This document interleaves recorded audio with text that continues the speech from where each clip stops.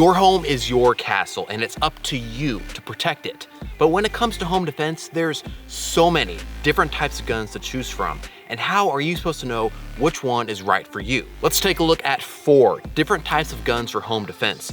We'll quickly go over some of the pros and cons about each one, and then ultimately decide which one is best. So this month, January 2024, marks 4 years of Show Me Firearms. That's right, it's already been 4 years since I uploaded my first video. That's just absolutely crazy. So to celebrate 4 years of Show Me Firearms, everything in my store is 10% off through January 31st.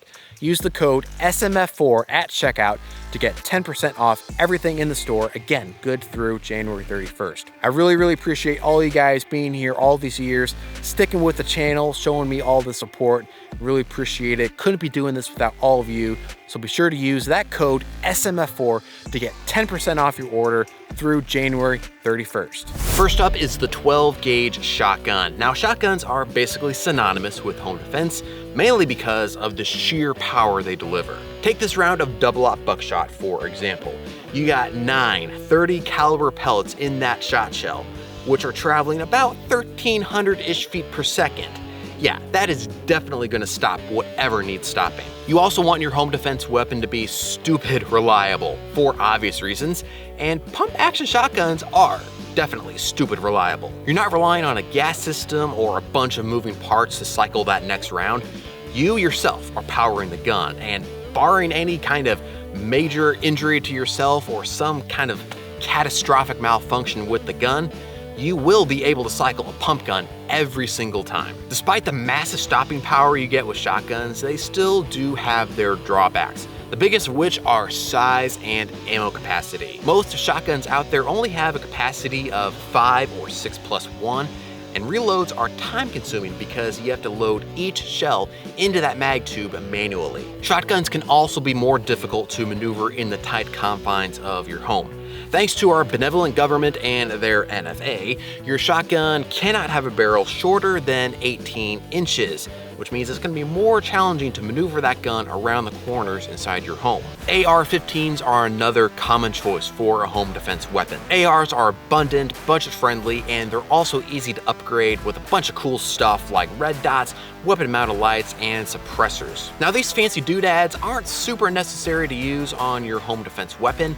Like, you can still absolutely take care of business with any stock, bare-bones AR you can get your hands on, but these tactical upgrades will help give you the edge over any home intruder, and why wouldn't you use everything at your disposal to get that upper hand? The AR platform is also great if you're newer to shooting and you just want to be proficient enough so that you can effectively protect your home. They're super easy and intuitive to use, unlike what some people would have you believe. You don't need an AR-15.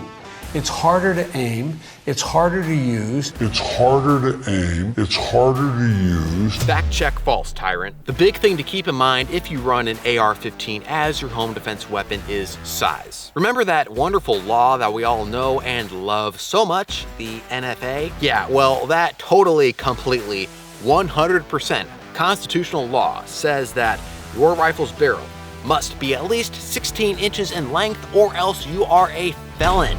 Unless you SBR it, but that's another topic for another video. Next, we have the humble semi-automatic pistol. Handguns are great for home defense mainly because of how compact they are. When you're going around corners and crouching down behind cover, all that kind of stuff, the maneuverability that you get with a handgun is really second to none. You also get great ammo capacity on a full-size pistol. I can easily pop a 21 round mag into my Glock 17 without really sacrificing any mobility, and that amount of ammo at my fingertips is going to give me a big tactical advantage over any home intruder. Most modern pistols are also very easy to upgrade with all the tactical doodads like on the AR. You got your red dots, your lights, your night sights, your suppressors. All this stuff is super easy to install on your pistol, and that'll help give you the advantage over any home intruder. Now, there are some downsides to using a handgun as a home defense weapon. They're harder to master, especially if you're newer to shooting, and ballistic performance also takes a a hit compared to that same round if it were fired out of a long gun. This translates to less damage on target, which could be a problem, especially if you need to stop your attacker quickly. And finally, we come to the pistol caliber carbine. Now, if you aren't familiar with PCCs, these are simply guns that look sort of like a rifle, but are actually chambered in a pistol caliber like this AR-45 right here, which is chambered in 45 ACP. PCCs are pretty cool because you still have the ability to mount just about any upgrades you could ever want, like on an AR-15. You also still have a ton of ammo at your fingertips, but you get all this in a much more compact setup. Take a look at how much more compact my AR-45 is compared to my AR-15. This is going to give you a lot more mobility around the tight confines of your home, helping to give you the advantage over that home intruder. We've seen some pros and cons about each type of firearm for home defense. So now it's time to answer the question, which one is best? In my opinion, a home defense weapon needs to meet these 6 criteria. It needs to be chambered in a pistol caliber, but still has to deliver enough energy on target. I also need to be able to add whatever accessories and upgrades I could want. The gun needs to have good ammo capacity. It needs to be easy to maneuver in close quarters, and it has to be easy to use. So what does this criteria mean for all of these different types of guns? Well, the shotgun definitely gets a point for power, that is for sure. I'd give shotguns a half a point for upgradability because you're going to need a tactical style shotgun with your rail systems so that you can mount your upgrades. Most budget pump action shotguns won't have a Picatinny rail or an M-LOK rail system, and they'll be more difficult to upgrade. So half a point for the shotguns when it comes to upgradability. When it comes to mobility and ammo capacity, shotguns really do come up short. Take my Panzer M4, for example, right here. Well, it's not impossible to maneuver this gun around corners and stuff. It's still gonna be kind of difficult because we got that big old 18-inch barrel out there. Now, you could mitigate this with something like a Mossberg Shockwave or something like that. That's a whole nother topic for another video. On a typical shotgun like this with a 18-inch barrel, it's gonna be a little more difficult to maneuver inside your home. And yeah, 5+1 in the gun with slow reloads just ain't gonna cut it for me, so I definitely would not personally choose a shotgun as my home defense weapon. Up next, we have the AR-15. Now, ARs are stupid easy to upgrade and super intuitive to use, so big score there for the AR. These guns use 30-round standard capacity magazines, so you'll definitely never be at a disadvantage from lack of ammo. And 5.56 does have the power to stop the bad guys, but this ain't no pistol caliber.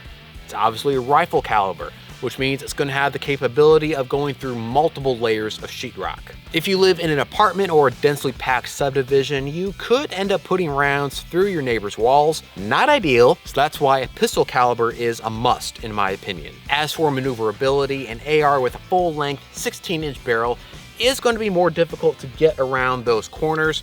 Definitely isn't impossible, don't get me wrong, but I think we can do better. So what about a handgun? Well, handguns obviously absolutely take the cake when it comes to maneuverability because of their nice compact size. We also obviously have a pistol caliber, which will help mitigate the risk of over-penetration and help prevent putting rounds through your neighbor's walls. Handguns can also deliver the power. Rounds like 45 ACP and 10mm are both pretty darn good at stopping whatever needs stopping. Full-size pistols are also easy to upgrade and won't leave you wishing you had more ammo. So handguns sound pretty good for home defense, right?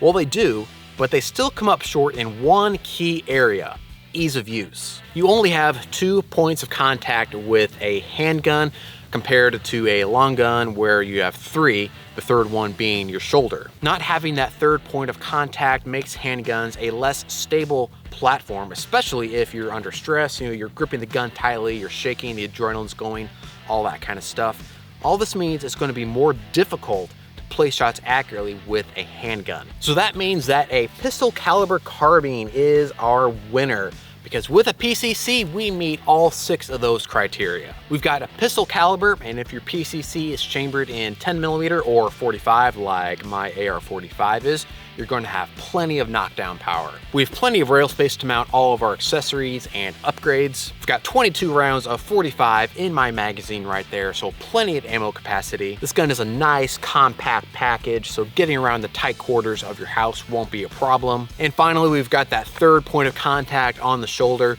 so that's going to add a bunch of stability and increase our accuracy. For me, the pistol caliber carbine is the clear winner for a home defense weapon. They really take the best of what rifles and pistols have to offer and combine it all into one nice, neat, compact, but still highly capable little package. All right, so what do you guys think about these 4 types of guns for home defense? And which one did you pick to be your home defense weapon? Let me know in a comment down below. Thanks so much for watching today's video. I appreciate all of you guys being here. Don't forget to like, share, and subscribe, and then check out all the cool stuff in my merch store. And don't forget to use that code SMF4 to get 10% off your order through the end of January. Until next time, show me them firearms. Now this is absolutely going to tick the government off.